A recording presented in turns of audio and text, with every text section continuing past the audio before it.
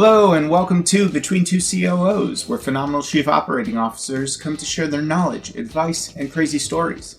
I'm your host, Michael Koenig, and I'm excited to welcome our guest, Joe Meyer, founder and CEO of ExecThread, a crowdsourcing platform and premium job sharing network that enables professionals to access the hidden job market of executive level job opportunities that just don't get posted to job boards. Joe is a successful startup CEO and operating executive at high-growth tech companies that have been acquired by AOL, Apple, and eBay. Beyond that, Joe has an accomplished track record of serving in boards and advisory roles for companies that have also realized successful exits to the likes of Autodesk, Etsy, and Mediaocean, among others. Welcome, Joe. Thanks for being here. I'm excited to have you on. Yeah, thanks for having me. I appreciate it, Michael. Yeah, absolutely. So it's worth noting that you are the first CEO that we've had on. And this is a great opportunity for us to learn about your experience in working with COOs. And I'm also excited to have you on because ExecThread, the company that you're building and working on right now, fills a huge gap for not only COOs, but all C-suite executives looking for their next job. So to start off, what was your path to becoming a CEO and why did you build ExecThread? Yeah, so ExecThread is technically my third or fourth CEO gig. My first two were attempts at starting or founding a company. Both ultimately did not wind up succeeding, but it was earlier in my career and it kind of gave me some perspective on maybe what it takes and,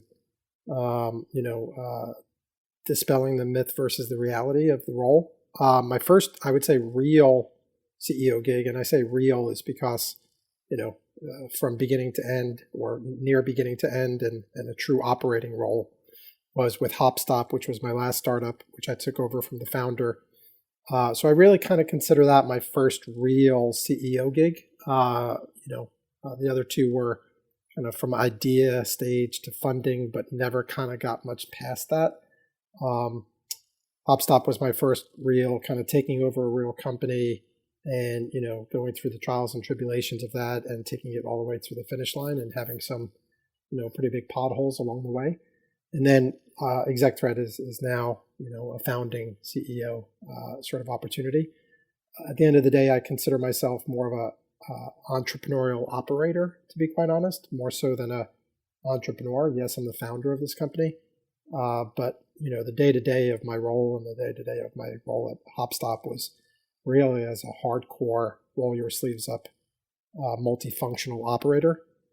So maybe very analogous to a COO, to be quite honest. That's quite interesting. And I definitely want to get back to that because there is potentially some tension that could arise from that type of involvement from a CEO. But before we get to that, can you tell us a little bit about ExecThread and how did you end up founding the company and building it? What brought you there? Yeah. Quite simply, I was getting approached by executive recruiters more and more over the years, especially as my career became, more from the outside looking in successful. And started getting approached by more and more executive recruiters. I was frustrated that I was pleased that I was getting approached for opportunities, but displeased with the fact that I couldn't find out about the opportunities that I wasn't getting approached for. And I had no way of accessing them or finding out about them, or at least no way efficiently to do so, or at scale. And I thought I probably am not the only professional who would like more access to these hidden or confidential opportunities. And the only way to find out about them prior to ExecThread was to be fortunately approached by a executive recruiter for them, which, how many times does that happen a year? A handful maybe, if you're lucky. And maybe you find out about another handful from your network. So maybe you find out about, maybe up to a dozen of these sorts of opportunities a year if you're lucky. But how many are you not finding out about and how many do you wish you could find out about? And that's the problem that ExecThread solves, and hence the opportunity that we're pursuing. So what does that look like? How do you all solve it? Yeah, so I started out in a very grassroots passion project sort of way. I was at Apple post acquisition, and I came up with this kind of light bulb moment at a time when I really wasn't too interested in starting another company. Lo and behold, I came up with an idea that I thought on the surface level had legs. And rather than leave Apple and raise money against an idea, I decided to grassroot it and incubate it as a passion project. And I just reached out to people in my network, not first degree connections, more kind of second and third degree connections, or I should say first degree connections who I hadn't spoken to in a number of years in markets outside of San Francisco and New York, i.e. non-early adopter markets, and asked them if they would be willing to share career opportunities for which they were approached with me if I shared mine with them. And I also said, if you say yes to that, I'm also going to share it with the other folks I'm asking the same question to. And are you cool with that? And everyone was like, sounds like a great idea. Count me in. So I started out with a few dozen people in my extended network. And then those folks started inviting people in their network to this informal group. And then those people who I didn't even know who were being invited started sharing job opportunities with us. And I was like, this is pretty interesting. Of the first 100 that were shared, at least 2 or 3 were roles that I felt I was qualified for and, was quasi interested in, but was never going to get approached for, if you know what I mean. So that kind of proved the theory. That's fascinating, especially what you've accomplished here with ExecThread is lightning in a bottle in that it's partially value is derived from people participating and sharing. And so there is some, let's say, barrier to receiving value where you have to share in order to gain value. That's very hard to do. Yeah. It is hard to do, especially among this constituency. Let's just call it, senior professionals, VP through C-suite. These are busy people, preoccupied most of the time, prioritizing of their time and knowledge. And so I felt like we were and still are kind of changing habits in some ways. At the end of the day, it's a marketplace, though, and supply and demand. And demand chases that supply, and the supply is the jobs, and demand is the interest for those jobs. So there's far more demand than there is supply, like in any marketplace. At eBay, as you mentioned earlier in my career, I spent a couple of years there as a GM. We had far many more buyers than sellers, but we had enough sellers to whet the appetite of the buyers. Same thing here with ExecThread. And now that we have a critical mass of members, over 125,000, yet it still remains vetted and curated, hiring companies and recruiters are starting to bring their inventory of high-ranking jobs to us as a way to get them in front of the right folks and as another talent sourcing strategy. And so you've created demand for those exec recruiting companies, which can be quite substantial in having your critical mass. And what you've also done, which is remarkable beyond the marketplace, is you've created this virtuous cycle where the more people on board, the more opportunities, the more people on board. Yeah, that's right. And at the end of the day, we knew that the core asset of the company and the core value of the company was the member network. And we knew we needed to vet that, curate that, service that community, and keep that community engaged. And as long as we did that and continued bringing value to that community, the community would continue to refer the service to other professionals and peers in their network, and the community would continue to grow. And once you reach critical mass, other opportunities surface and materialize. So getting back to the hands-on approach that you described in terms of your style, how do you marry that with the operators that you're working with? So to be quite honest, I think, so I am pretty hands-on. I know when to let loose of the reins. I know when to, more often than not, I should say, I know when to kind of grab the reins and pull on them a little. At the end of the day, though, I run and operate small companies. I'm not running and operating 1,000-person employee company. HopStop never got above 15 employees, yet we competed against Google Maps. ExecThread has never gotten above 15 to 20 employees and has usually been around a dozen. So it's kind of all hands on deck sort of approach. And it's very flat. And, it's not like the CEO can sit up on some echelon and just kind of delegate and not do anything. If I don't contribute in a operating sort of way, then, I'm just contributing to overhead at that point. So, the reality is that we don't have all of those key management team roles filled because we're a small company. So we have operators on our team. We have people that actually do the work, not tell people what to do. It's a big difference. It definitely is. And there's a lot of excitement and passion for joining smaller companies, especially when you're an operator, because you get to flex those muscles, not only in things that you enjoy doing, but perhaps some things that you've never done before. In terms of that excitement, how do you harness it while bringing on really experienced and capable folks? Yeah, to be quite honest, my last 2 startups, I've kept it kind of lean and mean, and I've also kept the talent on the team more on the inexperienced side than on the overly experienced side, to be quite honest. Young professionals who are earlier in their career, who are looking for kind of more opportunity rather than less, more responsibility rather than less, more autonomy rather than less, more cause effect rather than less, as opposed to, hiring folks who expect that. I'm looking for people that want that, striving for that, getting it for the first time. So, selectively, I've brought on folks with, more experience than that. But with small companies, of a dozen to 2 dozen people, 3 dozen people. And so it certainly sounds like there must be a component of mentorship and professional development that you're focusing on with the people that you're bringing on board. How do you approach that? Yeah, I'd say it's more informal than formal.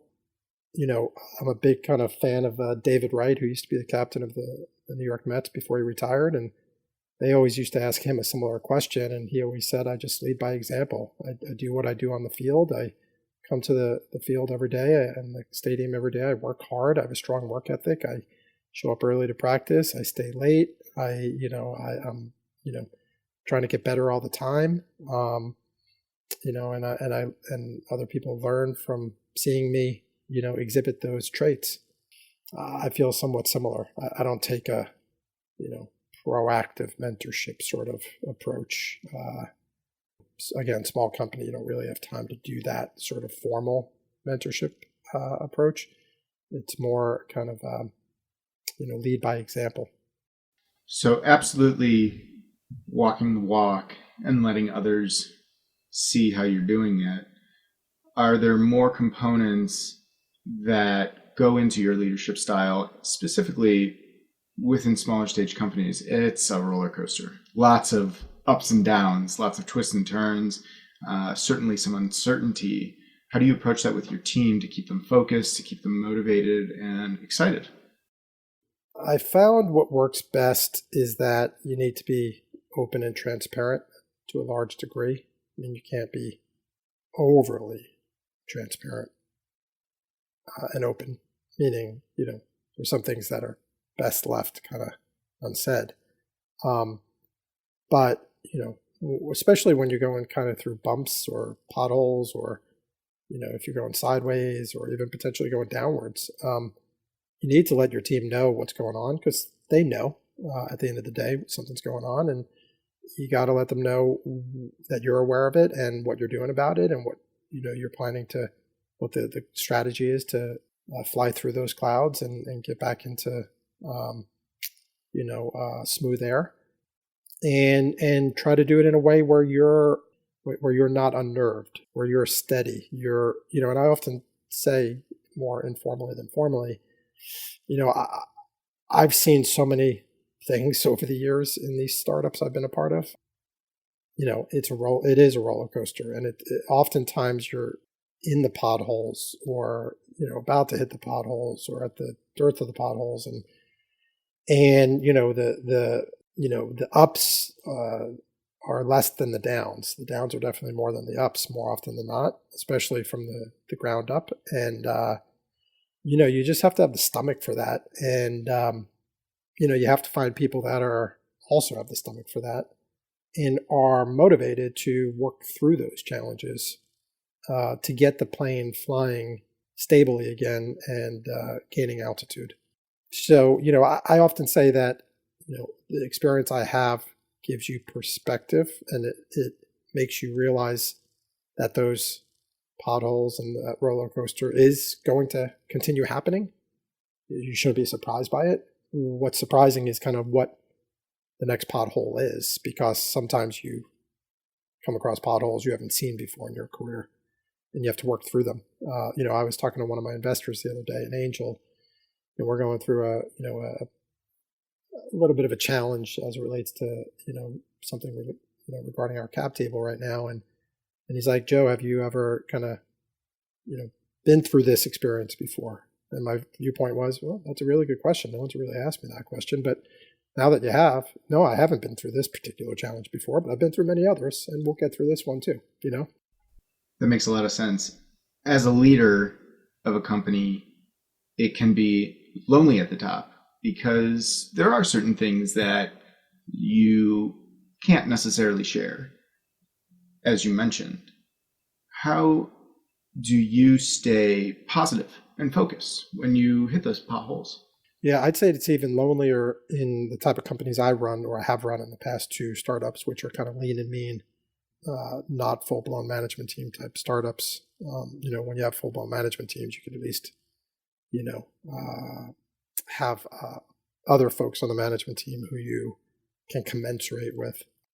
So, I don't know if I have a good answer to it. I just wake up every morning and fight the good fight, and fight for another day. And if I'm starting to feel like I'm not motivated personally, or not, fired up to do what I need to do, then I start questioning why I'm doing what I'm doing. But almost always, at least with these last 2 startups, I found many more reasons to keep fighting that good fight rather than not. And certainly there have been times with this startup, ExecThread, as well as my last one, HopStop, where things were looking dire. Things, we were in dire straits. Things were really looking, not so positive. Questioned whether you can make it, whether you can meet payroll, whether you can survive. For me, not for many others, but I think for me, or I suspect not for many others, failure is a motivator for me. And meaning, I've been through failure before as a founder and as a startup twice, and it's not fun. And you work just as hard at the failures as you do at the successes. So I don't want to fail again. So, for me, that is a motivator.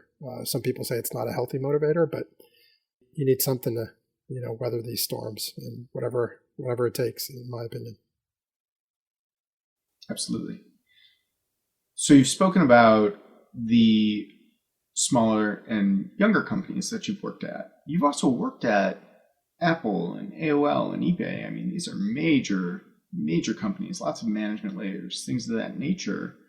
I mean, this must have been a bit jarring. Is that, as someone who is that hands-on operator?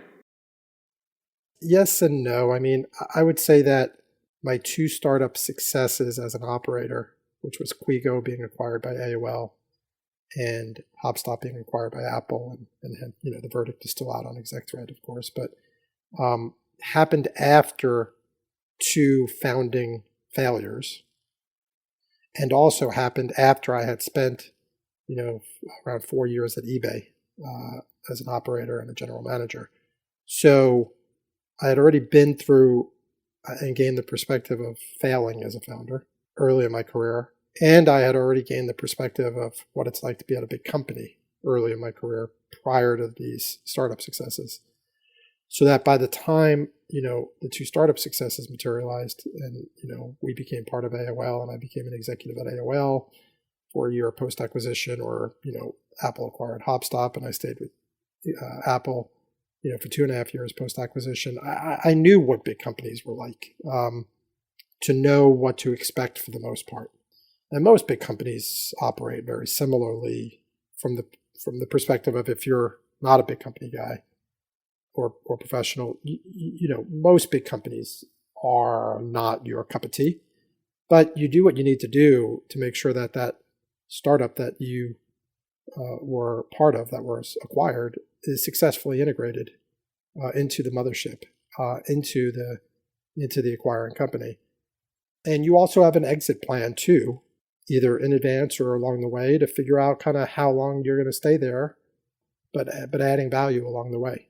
So, do I have aspirations to go work at a big company the rest of my career? Never say never, but probably not. Do I have aspirations to sell ExecThread to another big company?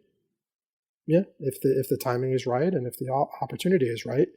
And would I be willing to stay at that acquiring company for a year or two to make sure that it's a successfully integrated acquisition? Yeah, I mean, as long as it's worth my while, But do I have plans to stay there long term? Probably not, unless it was a really entrepreneurial sort of or intrapreneurial sort of opportunity at that big company. So I guess my point is like, don't go in with eyes. I mean, do go in with eyes wide open. Know what you're. Don't expect like it's going to be different just because it's a different big company. It's probably going to be very similar. I'm so glad that you talked about the exits and the integrations, because this was next to my list. It's almost like you looked at my notes. In terms of those exits, acquisitions, they can be really jarring for the team, and they introduce uncertainty. And so what have you learned about the integration and acquisition process to lead your teams through that uncertainty, as someone who's gone through it so frequently now? The other day, the startups I've been a part of, were long-standing startups by the time they got acquired. I think HopStop was an 8-year-old startup when it was acquired. Quigo was at least a 7, if not 8-year-old startup when it was acquired. ExecThread just reached its 6th anniversary since its founding. So, my viewpoint is, unless you're going IPO and you think you can be a standalone long-term company as a standalone, most people that work at these startups know that the end goal is an acquisition, the right acquisition, not just any acquisition. And, by the time you reach years 7, 8, 9, 10, you're pretty much, ready for it, especially if you have people on the team that have been there, along the way and most of the time. So it's not as jarring. It's kind of evolutionary, and it's a new challenge. And you also get some kind of vindication or kind of fulfillment from it as well, right? You feel like the fruition of your labor, right? So, for me, I haven't found these acquisitions jarring. But then again, they were 2 successful acquisitions, the right acquiring company at the right time. So it sounds like there's almost an aligned expectation that maybe is unspoken amongst you and your team that, yeah, this is the end goal. This is where we're going to get to. And so when that end goal happens, that acquisition happens, it's more celebratory, because you've achieved that end goal. I would say, it's celebratory, yes, but more kind of fulfilling and satisfying, to be quite honest. Just kind of like you could let out a big breath, you know what I mean? It's kind of nerve-wracking to be a private company sometimes, because you have to keep innovating, especially in the tech space. You have to keep innovating. Competition's always kind of encroaching on you in one way or another. The longer you go on, the greater chance there is of your technology becoming more legacy. Retaining people is tough as the years go on. Filling new key roles with new people. Always tough, especially in this environment. So yeah, it's satisfying to know that the fruits of your labor were worth it. And at the same time, you can't run a company with a singular focus of getting acquired. A lot of people ask me, especially during interview processes, like, what's your end goal, or what's the end objective here? And I'm honest with them, which is, we do ultimately want to achieve liquidity, and, I'd be lying to you if I didn't say that. It's not the only goal, but it's one of the primary goals, but it doesn't guide our decision-making process from a strategic perspective. It doesn't dictate how and why we do things. Do we always have it in the back of our mind of, how can we kind of steer this venture towards liquidity? Yeah, it does, but it does enter my mind from time to time, and some people on my team, but it's less rather than more. You talked a bit previously about those unexpected challenges that pop up. This is one of my favorite questions to ask. We have all had those moments where you see that new problem and you're like, wow, I did not expect to see this. Do you have one that comes to mind that you can share? One that comes to mind, I'd almost rather not share it, to be quite honest. Okay, that's fine. I will say that most any challenge you can work through or overcome. Sometimes there's a challenge or two that might be, exceptionally difficult to overcome, but most challenges you can overcome. As long as you think through it, as long as you plot through it, as long as you have the persistence and perseverance to keep, moving forward and figuring out how to overcome it. So there's no challenge that can be thrown at you that is so immense that it's not able to be overcome the vast majority of the time. And experience begets success when facing challenges. So with each one, you file away how you approached it, what went well, what maybe didn't, and you're learning for the next one that comes up. We've faced some challenges in the recent past here where some members of my team were aware of it, and my perspective to them was, this sucks. This is another challenge. We'll get through it. We've gotten through the past ones. Don't worry. We'll get through this one. And if I wasn't saying that and believing it, then that it would make that challenge that much more immense. But I think, it's kind of like, the Sully US Air example, right? You need a steady hand at the wheel. It's not to say that I have not gotten emotional at times or shown some nervousness around some of these challenges at times, but more often than not, I acknowledge the challenge. I acknowledge that it is a challenge.